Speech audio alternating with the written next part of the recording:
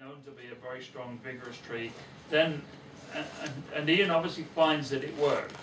But as a general rule, my advice to people will be, within a certain limitation, your own experience, you may be beginning in bonsai, you maybe don't have a polytunnel, you're not that familiar with it, settle for perhaps one defoliation until you begin to change those parameters a bit yourself.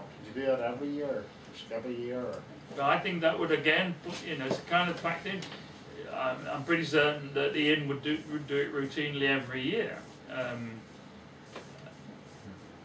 I would say every year with those proviso, healthy tree, you understand the tree, everything else is going well, then by all means do it every year.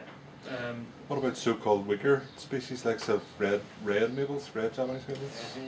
Would you? So-called? Well, I've seen where they say red maples shouldn't necessarily be defoliated as often as a green maple. That's from Japan. Someone in Japan saying that. It was actually an American student studying in Japan, and that was part of the clip. It would be very difficult to contradict that. But it's the first I'd really heard that. Yeah. It's difficult to know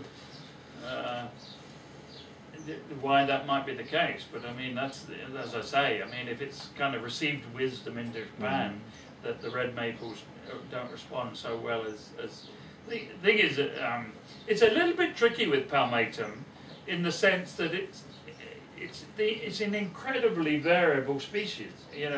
As we speak, there are now way over 400 different horticultural varieties of Acer palmatum, and they vary so much. Not just in leaf, but I mean particularly in leaf, but they also vary a little bit in the way they grow the structure that you'd almost hardly believe they were the same tree, but they are. They're all Acer palmatum. You think of the highly divided dissectum group of maples with those very, very fine filigreed leaves. They're kind of almost nothing like that leaf there. But they are Acer palmatum, and then the brilliant red-leaved ones, the Kiyohimes out there, which are a natural dwarf. So it's easier to understand how a tree that naturally varies so much could have that characteristic. Which you say.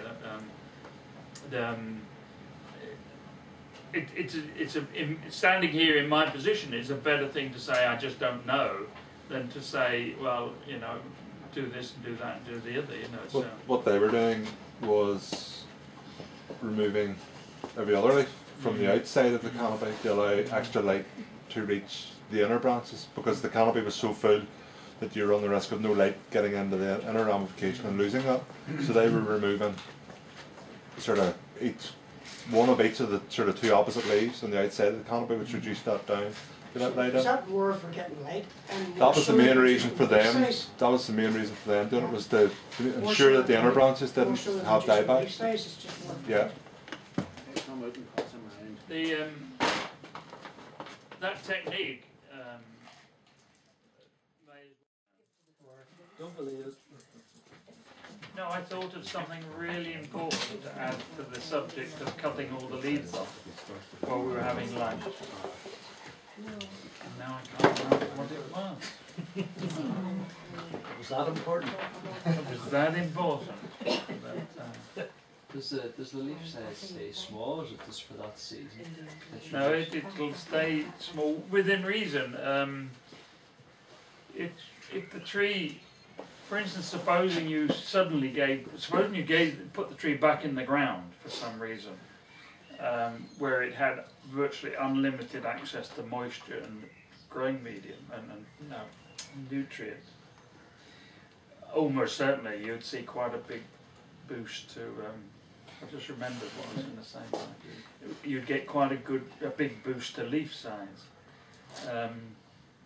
That's what made me think that I remember what I was going to say. But if your tree is in its bonsai pot, where the roots are controlled, notice I use the word controlled rather than confined or stunned. Controlled is a better way of putting it, because it gives you the mindset that you're not wanting to stop it from growing, You're wanting to control the growth that you do get. If it's in its bonsai pot with your standard regime of looking after it, year on year you will keep getting small leaves. You can't go on forever getting smaller and smaller leaves, obviously, otherwise at some point or other you would have no leaves. So there's clearly some kind of genetic limit beyond which the leaf will not go, and that will be to a large extent dictated by the species, the variety, and that kind of thing, really. But no, generally speaking, the longer a tree has been a bonsai, with the right sort of maintenance regime, it'll have those small leaves. And the really important thing, it is important too, that I forgot about, which I've just remembered, is if your prime objective in defoliating is to have small leaves, you need to do that at the appropriate time within the development framework of your bonsai to be. Now, coming back to this, please I produced this today rather than leaving it till later.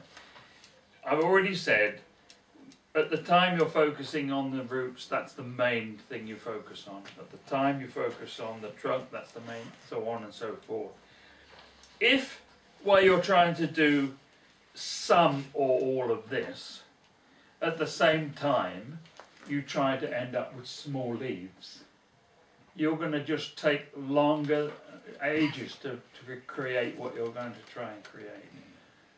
And the reason for that is that you can imagine, I'm quite sure, that if you cut all the leaves off this tree and ask it to develop a whole new set of buds, which then produce a whole new set of leaves, and then to produce a set of buds again that it's going to use next spring, that energy that the tree uses to do that is not coming from nowhere.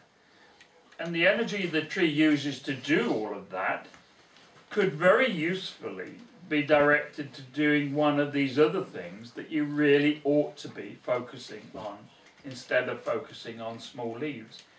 The truth is, within reason, all the while you're doing this, you should hope you've got the biggest damn leaves that you can possibly get.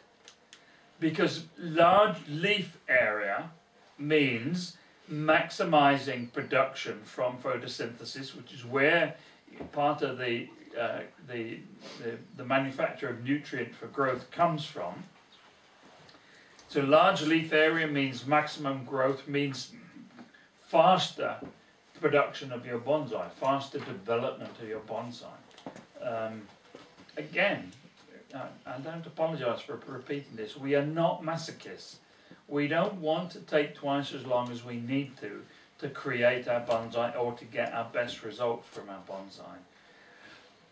So the time to concentrate on small leaves is at the stage when you're beginning to get to the end of your first creation, your first development of your ramification stage. I put it that way because some time ago in the morning I talked about the fact that the ramification stage is a constantly changing thing. So I'm not asking you to wait until you've got total ramification before thinking about defoliating. Partly also because defoliating will help you to create ramification, because it's not as if, fortunately for us, it's not as if every time you cut one leaf off, it will mean one bud will open up to replace it. Actually, what will happen is that there's a very good chance that for a big proportion of these, you'll get two buds open up.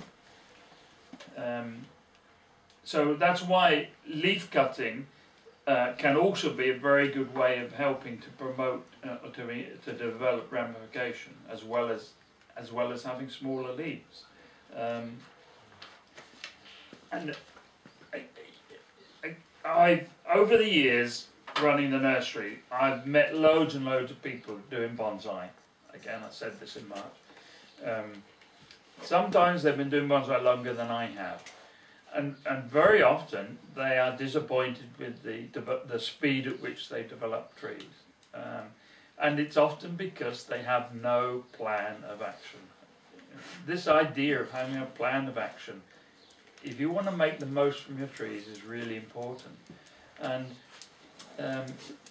they worry way too soon in the development stage about getting small leaves. Way too soon. And that exercise, as I've said, puts the tree under so much pressure that actually the energy that is used to produce the new leaves is not going to be used to produce the branches that we hope that it would do. So it's kind of everything for its time and everything in its place is how we want to do it.